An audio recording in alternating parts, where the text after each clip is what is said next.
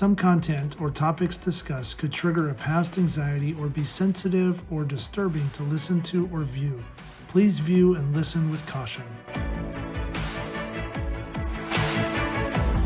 Hi, my name is Todd Blyleven. I'm one of the hosts of the Walking Tall podcast, and it's our mission to help all people that are down and depressed or dealing with some sort of trauma or mental health issue to learn how to stand back up and walk tall again in their lives.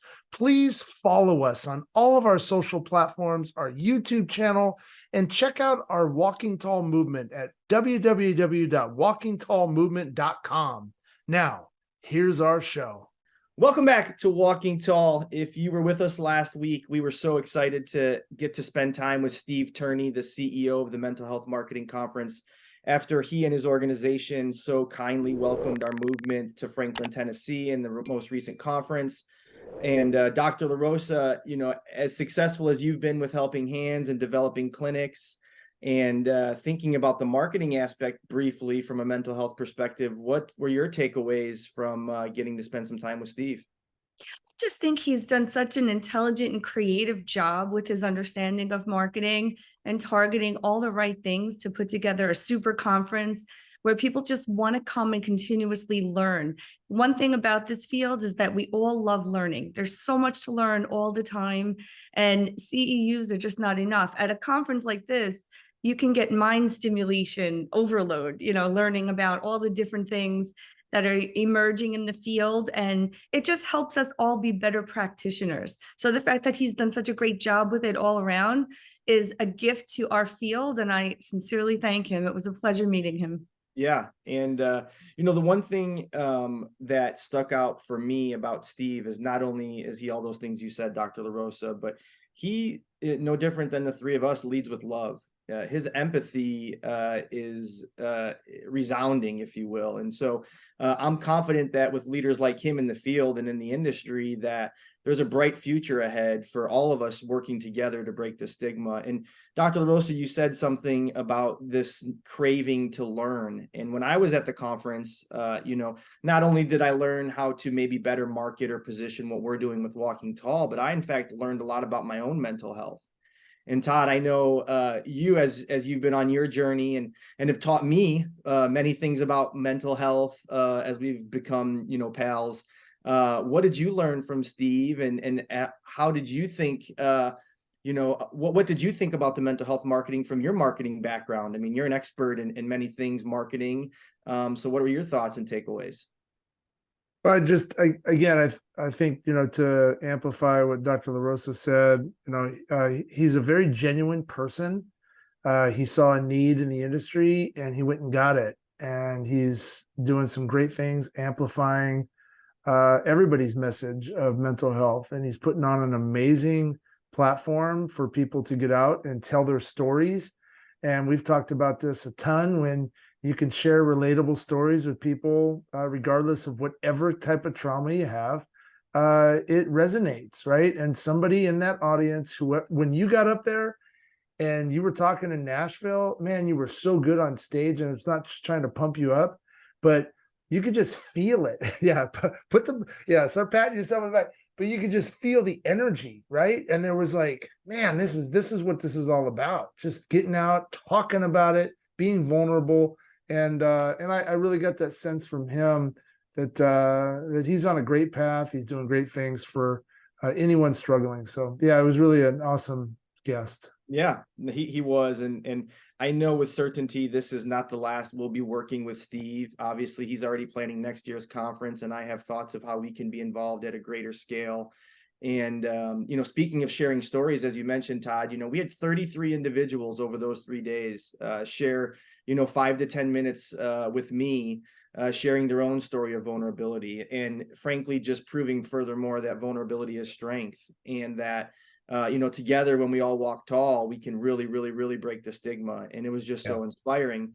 And once again, not to repeat myself, but speaking of sharing stories, throughout the amazing guests we've had on our podcast, season 1 and now into season 2, we've not yet had somebody share their story of being bipolar and having, this disorder, Dr. LaRosa, that, it can be so crippling to many, and really causes folks to hide what they have going on within their own heads. And it's so sad to hear, but I'm going to be happy to introduce Mr. Andrew DeGood, who is not one of those individuals that is scared to share his story. In fact, he's a huge advocate when it comes to the bipolar community.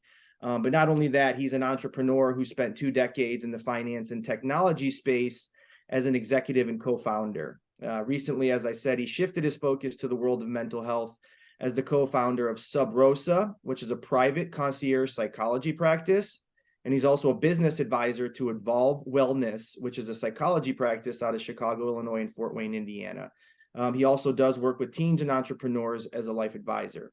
But as I said, his main passion and focus is on normalizing and educating people on bipolar, a condition that he was diagnosed with in 2010. So Todd, if you don't mind, let's get Andrew into the room, and we'll be happy to hear his story.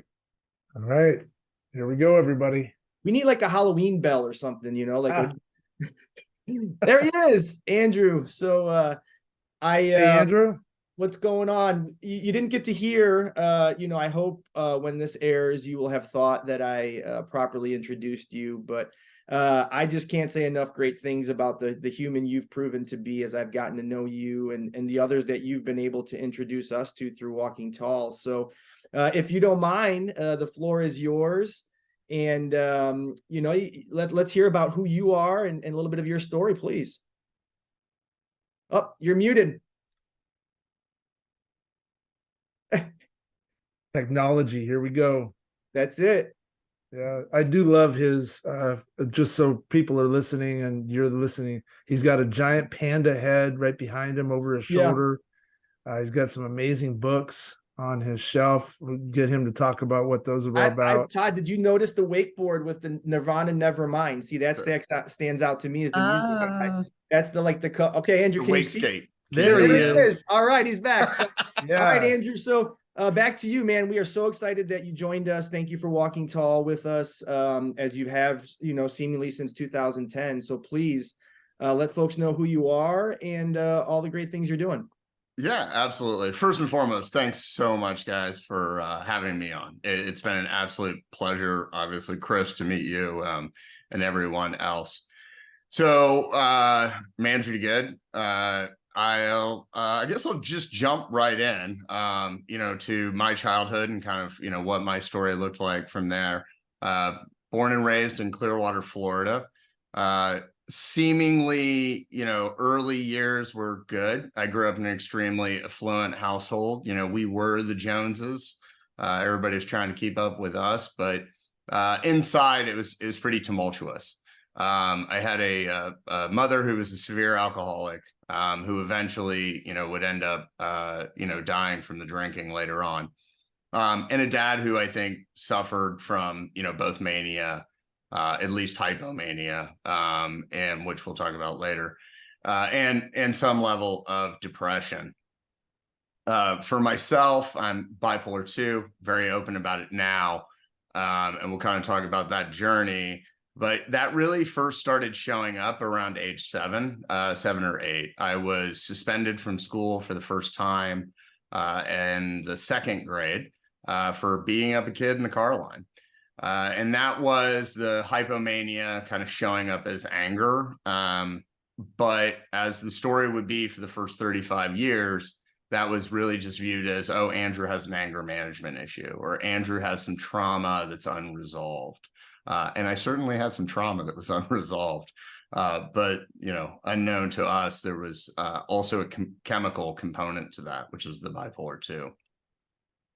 So continue kind of through life, struggling, but getting by is the best way that I would explain it. Was a halfway decent student, or actually a good student through 8th grade.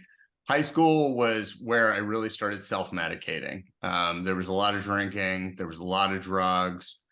This came to the hallmark issue, I think, in the bipolar community, which was, he's an alcoholic, he's a drug addict, he's got anger management issues. But really, those were just underlying symptoms from the bipolar 2, but I didn't realize that. Went on to college at the University of Kansas, Really struggled in college, made it a whole whopping 2 years through that. And from there, I moved into the restaurant industry. Was fortunate enough to work in some high-end restaurants at the time. And it's an industry in which I think it's pretty easy for bipolar to kind of hide. It's an industry that traditionally has, again, a lot of addiction issues that sort of live within it.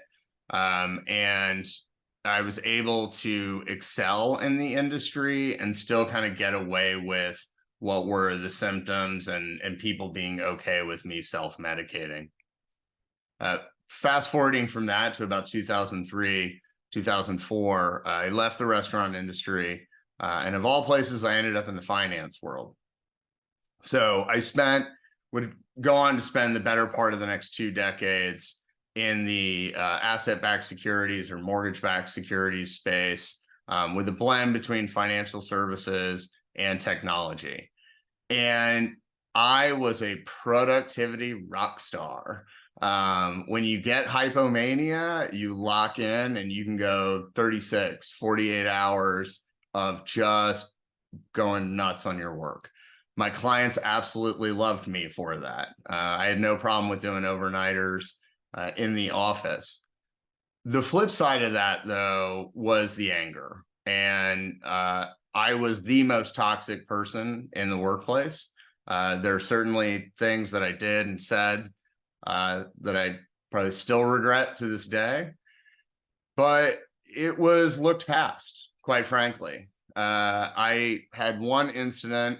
I'm not going to go into too much detail on it, but I said some really, really not nice things to an employee on a floor of 300 other people, something that would have gotten anyone else fired in any other industry. But because of my productivity level, my boss looked at me and he goes, let's not do that again.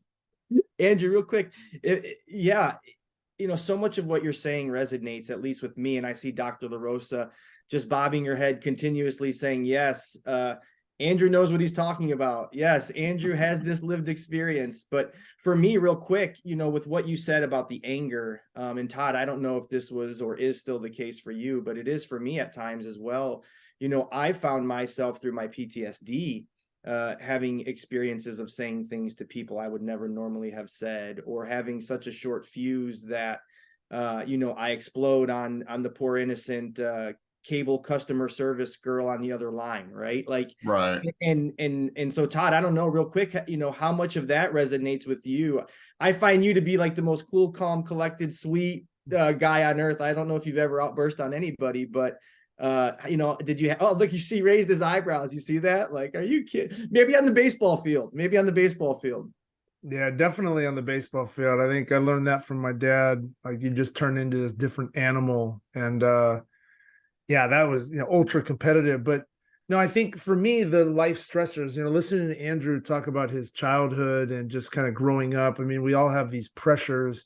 There's things that, we look back on and go, man, maybe I shouldn't have drank so much. Maybe I shouldn't have carried on in this particular way so much. I should have spoke up, but we weren't raised that way, right? I talk about it all the time on how we were not raised to voice our hurt inside, right, Andrew? No. So suppress it, deal with it.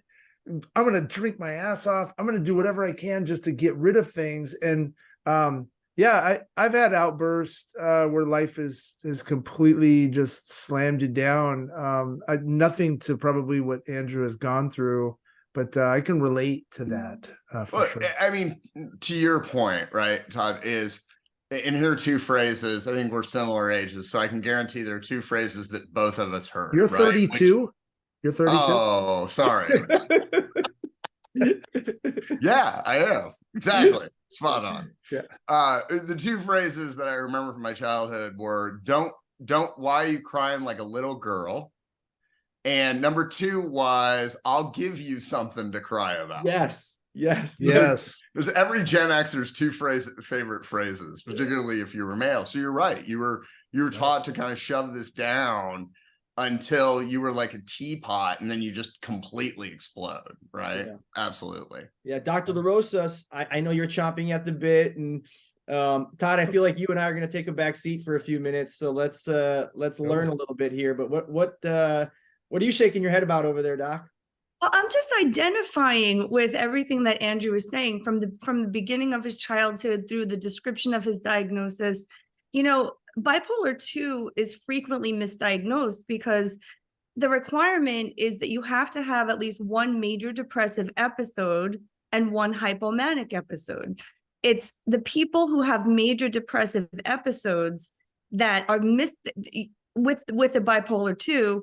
They're 40 to 50% of the time, they're misdiagnosed as only having major depressive disorder. Because when you're in a hypomanic state, there's no signs of functional impairment a lot of the time, as Andrew just described. You have this creative flight of ideas. You have this a little bit of grandiosity, over talkativeness. You don't need sleep.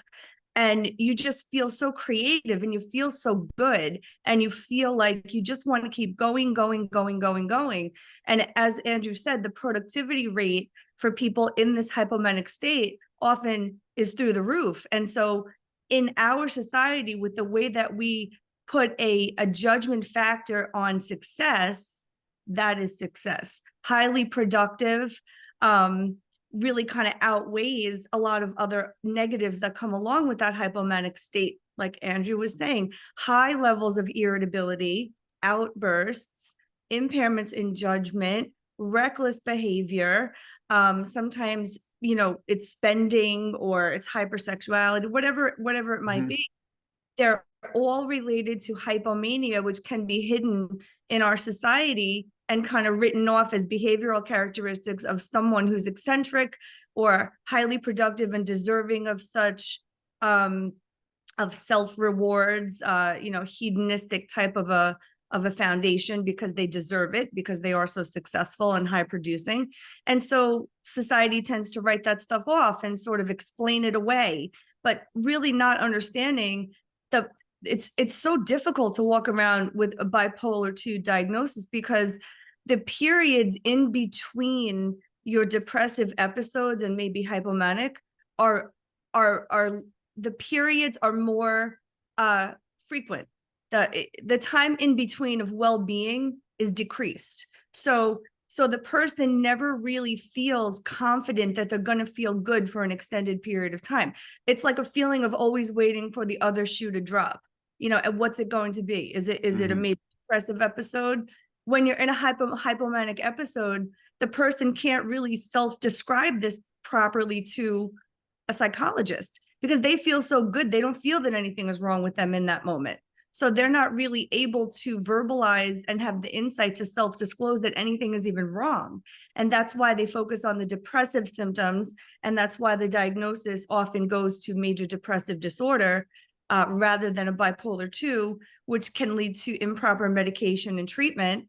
And also why individuals with bipolar 2 self-medicate, because that's what they have in the immediacy to feel better. And, you know, my heart breaks for people on this journey and going through this mental health situation. It's so hard for a person to step out of what they're going through and get proper help. So they're just going through life doing the best that they can. And then, you know, sometimes looking back and saying, I shouldn't have done this, or I had this outburst, I didn't treat this person well. It's not who they are. Just like the person with OCD having thoughts of killing someone. It's not real. It's not what they're really going to do.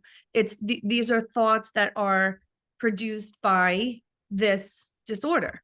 And so it takes a long time for people to learn to forgive themselves and be vulnerable enough to come out and share a story like this, Andrew. So that's why I'm a little emotional right now. And I thank you so much for sharing this, because it just cannot be easy. So there's so many things I can unpack. So you were saying how you beat somebody up, or you were yelling at somebody, Andrew. I don't know how great of a guy you were, right? Well, yeah, exactly. Well, the first thing, and thank you so much, because you hit on so many perfect things there. And the first one is you basically in the beginning described Wall Street, right? And I often talk about this, and my wife and I have talked about this, is, there's an estimate that 5 to 6% of people in the finance community have bipolar 2.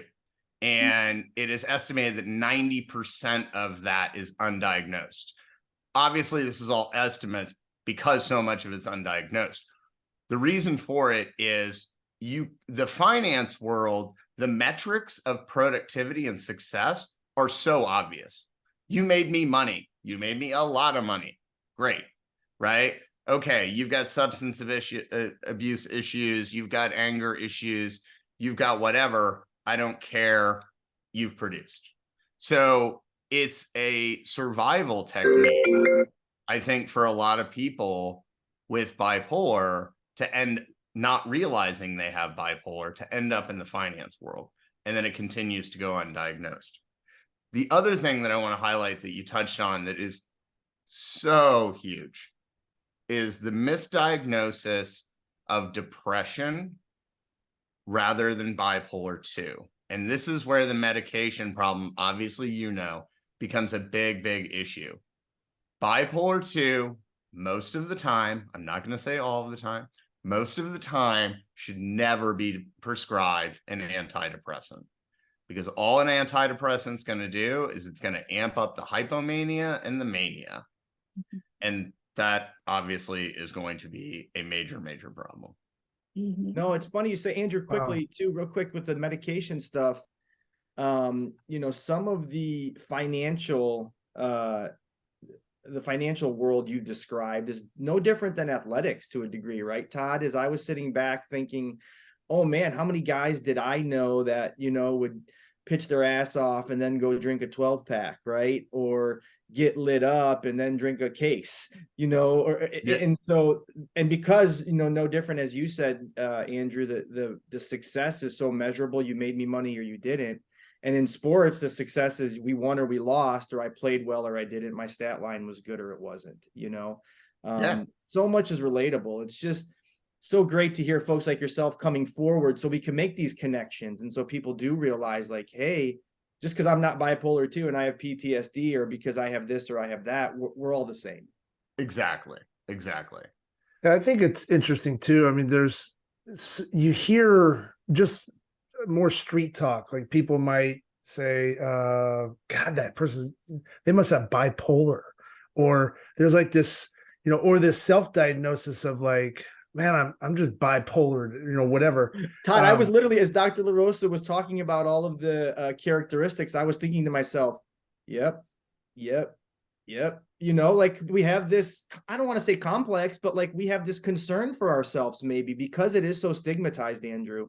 Like, oh, maybe I am bipolar, or, so Todd, I'm sorry to take over back to you, but like, it's unfair.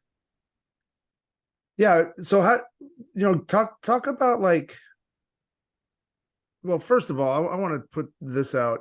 I'm really sorry that you had to go through that with your mom and, that part of your life, right? And watch your mom drink until she passed. And so I just want to tell you, I'm sorry for that, for your loss on that. The other, now shifting back, is at what point, like, do you feel, okay, this is coming on? How did you kind of wrangle it? And the stigma side, like, what's your feedback on that in society where people are self-diagnosing? So going back a step, I left the company that I was with. I was still in Florida, in Tampa at the time, and I got an opportunity to join a new startup out in Colorado. And so took the job, super excited, moved, my family out to Colorado. And shortly after joining the company, I got put on 2 weeks unpaid leave because they, for whatever reason, and thankfully, were not going to put up with my crap. And they came to me and they were like, we're not doing your outburst, bro. Like, you're on unpaid leave. Go figure it out. And so this is in 2010, and I'm terrified, right? I've just moved my entire family, 3/4 of the way across the country. I'm the sole provider. I've got a 1-year-old at the time. What am I going to do? And I, calling around to psychiatrists, in rapid fire, Googling everything I can under the sun, and ended up in this psychiatrist office on the first round, and they couldn't seem to figure anything out. And on the second round, I'd gone home and I'd been Googling, and I'd come across bipolar 2. And I looked at the list of the symptoms and I went, oh, that's me. And so I went back to the psychiatrist next time and I go, I think I'm bipolar 2. And he goes, oh yeah, that checks. And they prescribed me. You're going. Yeah, I know. So she's about to do another hand to the face in a moment. And so he prescribed me on 400 milligrams of Lamictal a day. And we'll get into the medication component and my feelings around the medication, but just as some quick detail on that, Lamictal is a drug that is prescribed in the bipolar 2 community. It is described as a mood altering or substance. And the problem is it's primarily or pretty much only focused on the depression and bipolar. It doesn't really do anything for the hypomania. And I am a bipolar 2 who lives the majority of my time in a hypomanic state, which is why I have to focus on not talking too much. Or I spend even my depressive episodes, which are very, very limited, are what's called a mixed state. So what a mixed state is where hypomania and depression exist at the same time. And let me tell you, it's not a fun state. So what happens is you become internally down on yourself, just like if you were depressive, right? Oh, I'm not good enough. I'm a terrible dad. I'm a terrible husband. All of these inward things. But the hypomania basically makes you scream at yourself inward.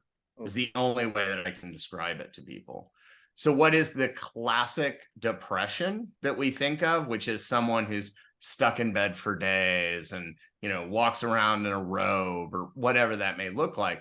I don't have that. Maybe every now and again I've had like a day or two here where, I'm pretty down, but generally speaking, that doesn't occur for me. Andrew, it sounds like a Molotov cocktail in your chest. That's what it sounds like, unfortunately, and Dr. LaRosa, I heard you, I didn't hear, I saw you, verbalizing things. Oh my God, or no. So what about the medication process? Do you know, and what would you like to speak to when it comes to, bipolar 2 particularly? Well, when I heard a couple of things resonated with me during that journey that you described, Andrew, and that was, first of all, your intensity to find someone to help you.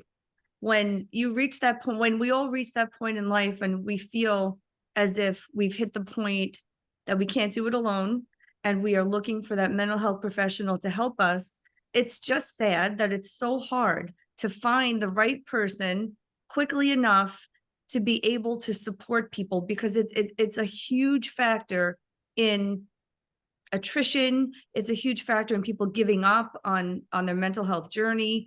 It's just a problem that we have to solve. So that's the first thing that kind of, gave me a little punch in the arm. And then, as you read your symptoms off the internet to someone who has an MD, which I do not have, so I cannot speak. I have a PhD. I just want to clarify. Yeah. I cannot speak to medication at the same level that a medical doctor would. That's it. We found the one thing that Dr. LaRosa isn't. Well, I was just thinking that, like, wow, really? I would have thought you would have. All right, you're out. We got to find someone with an MD, Dr. LaRosa. But quickly, to defend her is a lot of the MDs can't speak to it very well either. and we'll get into that. Whether she likes it or not, Andrew, I promise. So sorry.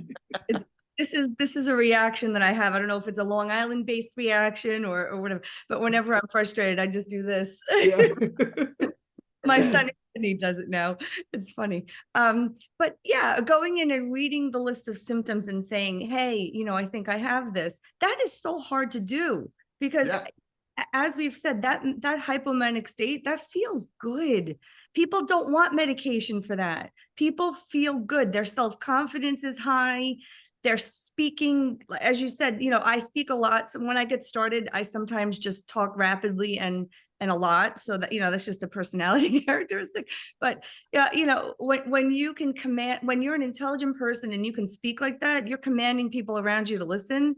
There's again, that flight of creative ideas. And when people look at you, there's no functional impairment. So what is there to fix, really? It's very, very, very hard to drill down when someone is in a hypomanic state. And if you have repeat hypomanic states, the only time it really becomes an issue is when situations like what you've described come up: the irritability, the behavioral stuff, the recklessness, the poor judgment, all those sorts of high levels of anxiety. Sometimes people feel sometimes so anxious that their heart's beating out of their chest, and it's perpetual, it's consistent, and you don't need sleep. So you kind of string these things together and you say, yeah, well, it's helpful in one way, but in another way, the quality of my life really starting to stink. And that's when people sort of go and get help. The major depressive episodes, or the mixed, like you're talking about, those are easier for people to want to reach out and say, I need help and I need it now.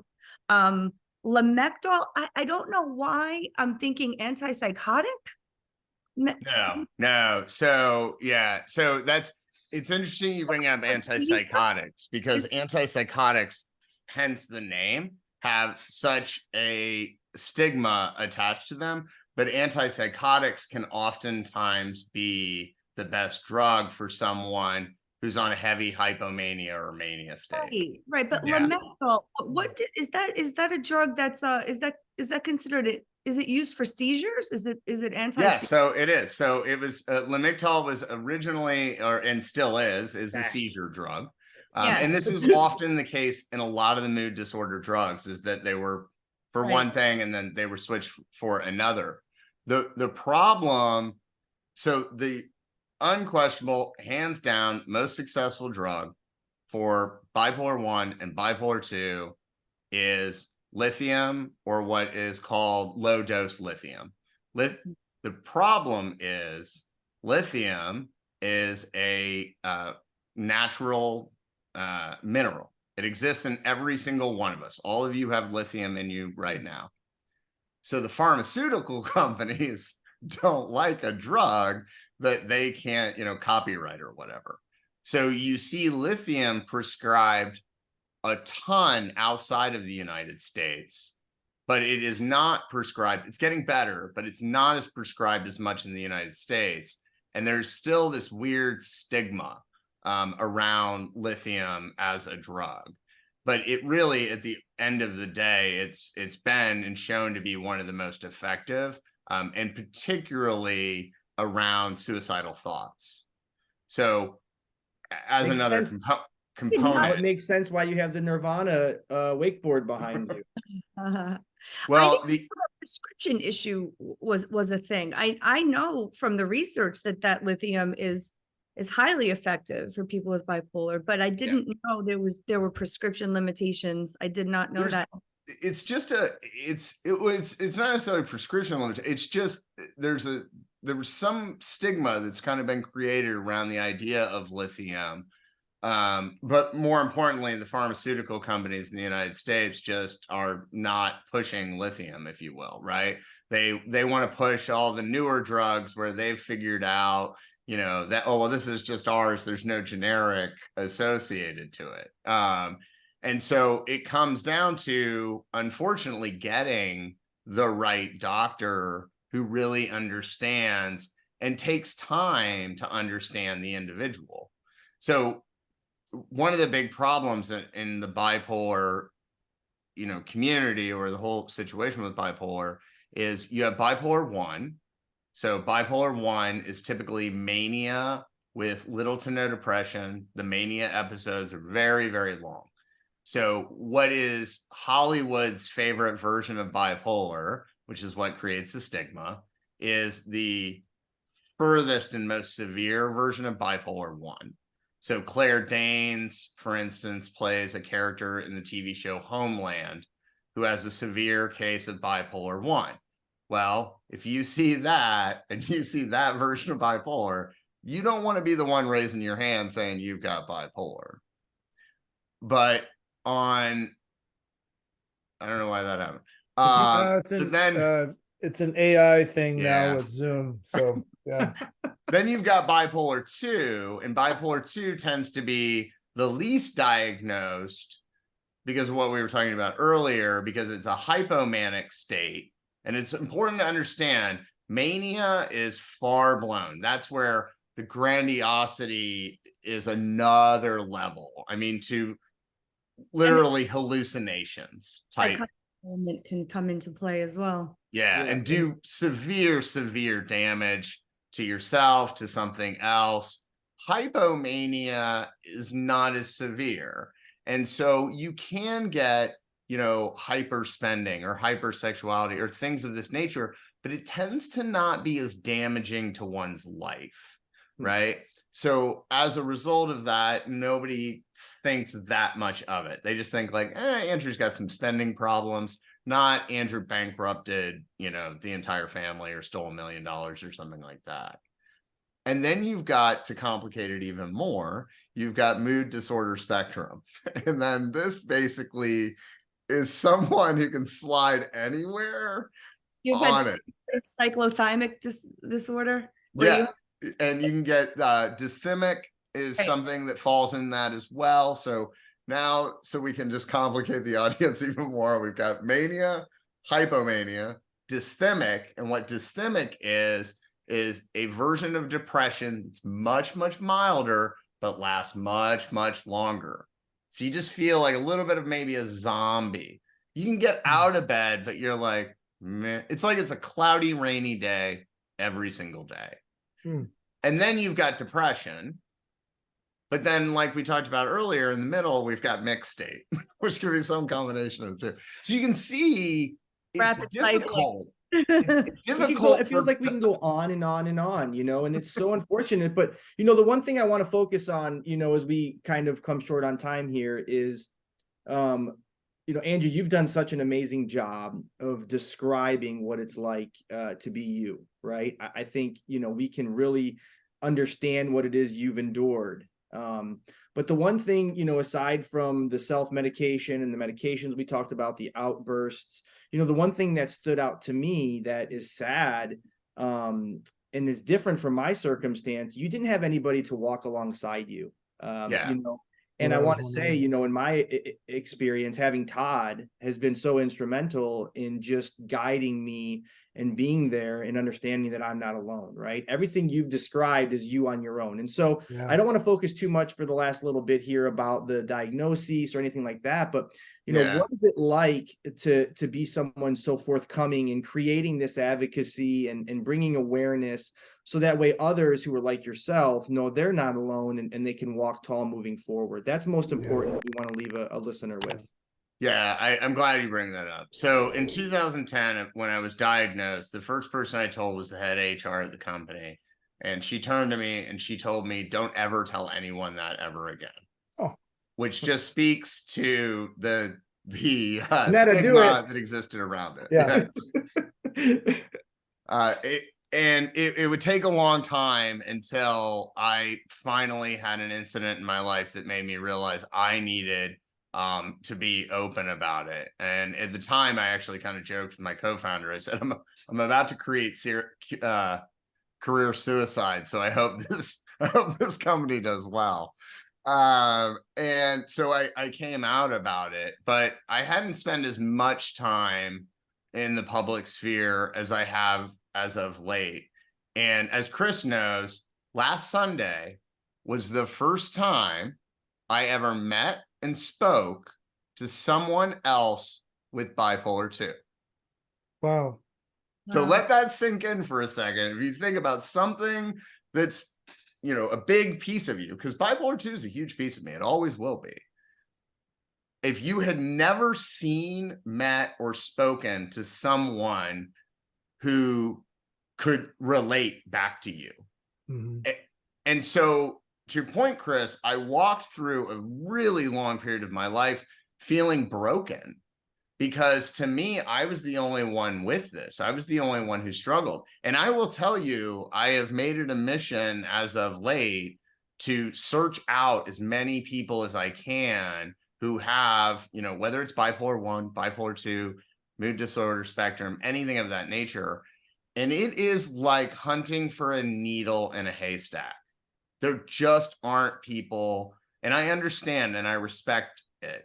There just aren't people who have a willingness to talk about it. And it's something that why I'm on the mission that I am on is number one, to educate people. Because again, the leading cause of death in the bipolar community is still suicide, which is insane. So bipolar individuals tend to live 10 years less than the average population, and it's largely due to suicide. And I truly believe those suicide numbers are probably off because of the volumes and volumes of people who are undiagnosed bipolar, because nobody's ever talked to them about it. I mean, let's be honest. When was the last time you guys heard somebody talk about bipolar 2 and what that looks like and, you know, the symptoms and everything else? I haven't, and I've got it. Yeah. So to me, that's what became so important about this mission was I didn't want to see people suffer like I did for decades and decades. That's number one. Number two, I want people to understand the advocacy behind it, but I also want them to understand there's a community and there's people they can reach out to who they can connect with and really truly feel like, okay, this isn't just me. But Andrew, what was that defining moment lately? You said recently. What was that like? Wake up in the morning, something happened. What was it that you just said, you know what? I'm just going to put myself out there. I'm going to start reaching out. I want to do this. What happened, or just explain that, because I think that's really important for someone to like open up about it, right? Yeah, so the reason that I first came out about my bipolar was because I had an employee who approached me who was really struggling with work, and he had effectively untreated bipolar 1. And I was someone who people, generally speaking, from the outside thought, hey, here's a, you know, executive co-founder, he's got his stuff together. You know, if you looked at my social media, I just look like a, you know, another successful guy. And so that's when I knew it was important to come out. In terms of when I learned that it was important for me to speak on this, it was actually about a month ago. I'm a member of a group called the Outlier Project. And at the retreat, there was someone by the name of Meg Riley, who was one of our legends in residence speaking. And I forget exactly what she said, but I wrote down in a notebook right then where I knew where my heart and where my passion was in this. And this was my purpose. And walking out of that retreat, I knew I just needed to run with 1,000 pounds of force through that door. Dude, you're walking tall on so many levels. Like it's just exactly who we aspire to be and exactly who we wish to surround ourselves with, and exactly who we hope we can inspire others to be.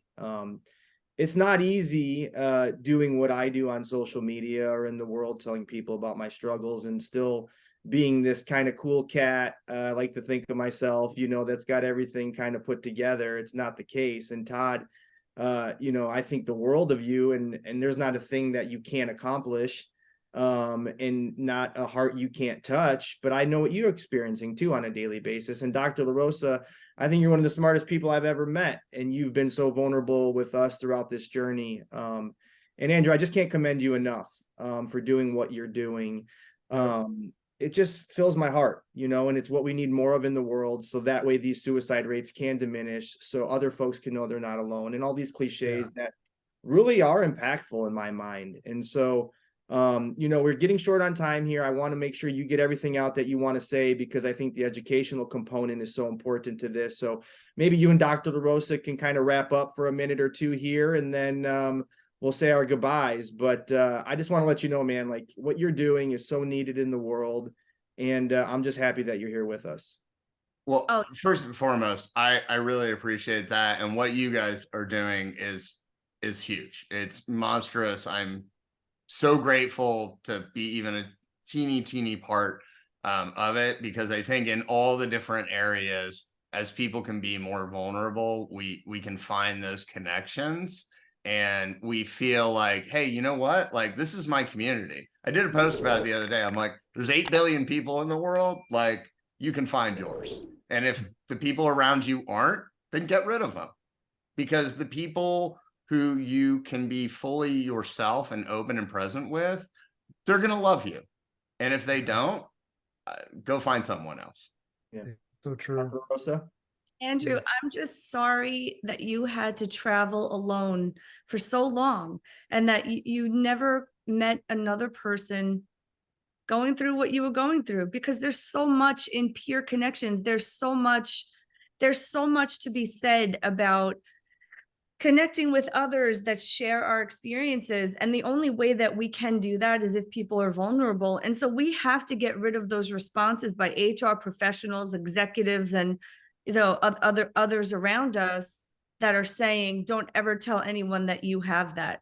I've lived most of my life too, in this facade of perfection professionally, because I didn't really always fit in to the PhD whatever persona. So I couldn't make a mistake. I couldn't say the wrong thing. I had to dress the perfect way. I had to sound the perfect way. I always had to say the perfect thing. And so coming out is a term that I love in regard to mental health. And I hope that we can perpetuate that even further, because if people have severe mental health diagnoses, schizophrenia, psychosis, bipolar 1, bipolar 2, it's treatable. And these are human beings that deserve support, respect, and regard, and a successful life like everybody else. And so making these mental health conditions known and coming out, as you said, is something that I hope we can encourage everybody to do. I can't promise that society is going to respond to it in the right way. They might get the HR representative that says an idiot thing. I'm so sorry, but idiocy is the only thing that comes to my mind when I hear something like that. That's as mad as she gets, Andrew. That's the worst she'll say about somebody. I think HR's gotten a little bit better in the last 13 years, Yeah. especially after the pandemic. We forget how bad 2010 really was. Yeah. And I appreciate what you say, but this is just my viewpoint on it. And it's like what Todd said about my mom. Any of the quote unquote bad things that have happened to me, I'm grateful for them all. If I hadn't walked alone and hiding for over a decade, I wouldn't be here, and I wouldn't be doing this, and this wouldn't be my passion in what I'm doing. It's funny you say that, Andrew. Real quick, Todd, do you feel the same? Well, I believe, I'm very faith-based, and I believe that God puts us into adverse, extreme situations at times in our lives that provides us an opportunity to tell a story, right? And that story can really be powerful and resonate with others, as like we're listening with Andrew talking today. And I'm hoping that somebody is got their AirPods on and they're listening to this saying, hey, you know what? Maybe that's me.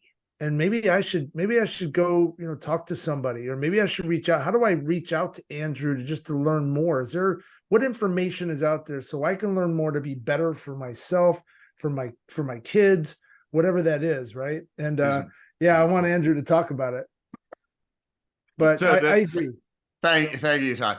Here's the biggest thing that I was, number one, anybody listening to this, my name's Andrew DeGood. Feel free to DM me on LinkedIn. You can find me. I will jump on a call and talk to you, period, the end. The next thing I would say is for anyone who is bipolar and knows that, and for anyone who looks into that and finds out that they are, you have got to be an advocate for yourself, and you have got to do your own education and your own research, because the reality is only you know you and what is going on inside of your head. There are some great, phenomenal doctors out there Unfortunately, there are also some who, like my original psychiatrist, prescribe maybe not the right drugs. So you need to be vigilant about doing your own research. And I was someone, I come as a Gen Xer who a doctor tells me something and I go, okay, that must be right. And that's what I did, you know, and then I got a little bit smarter and started doing my own research. If I was going to plug one book, it's the one that's over here, which is Bipolar, Not So Much. And it's one of the best books I have seen that really just breaks down bipolar 1, bipolar 2, mood disorder syndrome. It's a little bit older, and so the drug components, it's got some good stuff. I think it understands it well. There's been some advancements since then, so there's maybe a little bit more research that you may want to do, but make sure you're being an advocate for yourself and make sure you're doing the research. Those are the big things I would tell people. No, and you know, my thought about the subject is, you know, I can't say that I'm thankful for my experience. I wish it never would have happened, right? But what I think I'm thankful for is that I've found the ability to work through it and make something hopefully that can help others. No different than you, Andrew. I wish you weren't bipolar, right? I can't imagine that that's easy, right?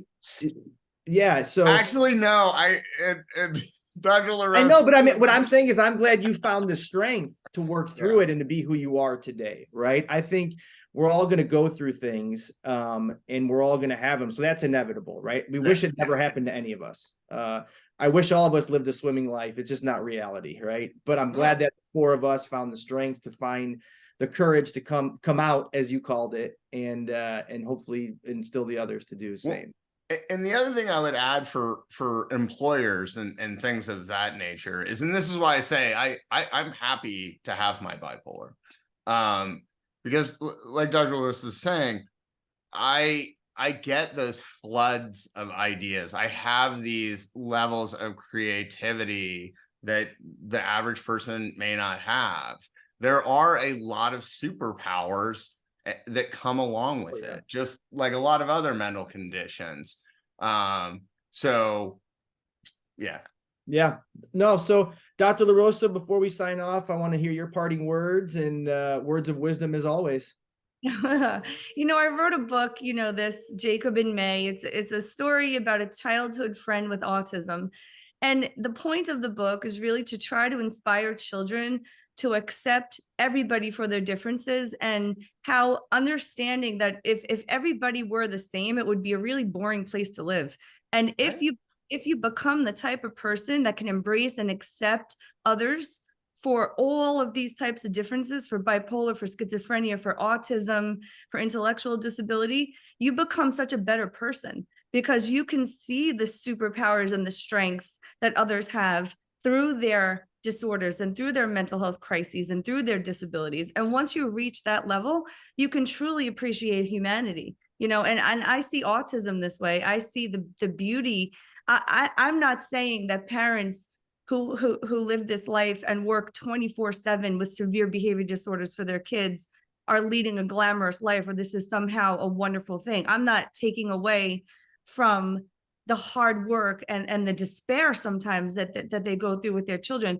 But what I am saying is that the aspects of that disorder can be absolutely beautiful. And when the parents connect with those sides of their children, the love and the expression that they have for their children's uniqueness is such a powerful thing. And that's what we all have to learn to do with each other in every single way. You know, my son has ADHD. I have a little ADHD. My other son has severe anxiety. I have dysthymic disorder, you know, that I've lived with my whole life. These are the things that give me the insight and the empathy and the understanding. You know, my son has learned to use his ADHD as he said to me a very long time ago, I like this. I like that my brain is so fast. I love it. It's fast, just like my body. And I wouldn't trade it for the world, right? And I had to work with his teachers my whole life to get them to understand. They started to get to know him for who he was. They couldn't love a student in that high school of 1,500 kids anymore, because he is so much more than that ADHD diagnosis. And I'm going to stop there because I could go on forever. God, I couldn't love you anymore, right? And I think, knowing you as I have and knowing what you've endured, due to your heroic efforts and route, I just see the beauty that's come from you since I've met you on July 7th, 2022. You're writing poetry, there's beautiful songs being developed. You got on a TED Talk stage, you're part of the Walking Tall movement. I mean, the list goes on. And again, I wish you were never en route, right? Like, of course. But think of all the amazing things you're working on to do good in the world because of it. And it's needed. And I know that you're the strong one in the world to do this. And so thank you for that. But before we sign off, what are some things you want to part with? I think one of the biggest messages that, Andrew, first of all, thank you for coming on and sharing your story. I'd love to have you back on, right? We need more of this. Like, you have such a charismatic approach to this. You're fun to listen to, and I think you're really just going to help a ton of people in this world. So keep going, man. Keep fighting, keep walking tall for yourself, because you're going to help others walk tall for themselves. And I think the one, piece too is we need to get out of this stigma of I'll give you something to cry about. And we're still seeing it a lot in our corporations, as families. So if you're that person and you're listening right now, and you have that kind of mentality of, I'm fine. No, maybe you're not. So take a step back, understand what someone else is feeling. Maybe they just had a bad day. Maybe the waitress was helping you. We brought this up before. Just has a diagnosis that she doesn't really know about, and she's kind of all nervous and everything else. Slow her down. Be kind, right?